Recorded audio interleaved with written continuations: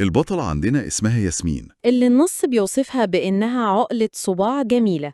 واضح إنها عايشة حياة هادية في البداية. حياة هادية وسعيدة، تمام. لكن زي ما بيحصل دايما الهدوء ده مش بيكمل. أكيد لازم يحصل حاجة تحرك الأحداث، وهنا بقى بتيجي العقدة الأولى. وهي إن ياسمين بتكتشف فجأة إنها نسيت تماما تجهز هدية عيد ميلاد جوزها. يا نهار أبيض، موقف صعب. والمشكلة الأكبر كمان إنها مش بتعرف تطبخ خالص. دي ورطة بجد. طيب هتعمل إيه؟ طبيعي لجأت للمساعدة، راحت لعمها. اللي هو حسب القصة طباخ خبير، يعني شخص ينفع تعتمد عليه في موقف زي ده. تمام، ديناميكية عائلية معتادة. لكن في تفصيلة هنا لفتت نظري شوية. تقصد موضوع خليط الكيك؟ أيوة بالظبط. العم طلب منها تجيب خليط الكيك الصحي ومن موقع معين كمان، سويت هيلثي. فعلا تفصيلة تبان غريبة شوية في سياق قصة خيالية فيها أقزام.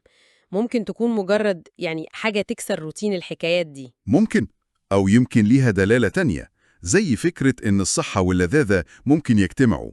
وارد جدا. ممكن برضو. المهم، العم نجح في المهمة وعمل أحلى كيكة صحية. وكده المفروض القصة تقرب من النهاية السعيدة، ياسمين معاها الهدية.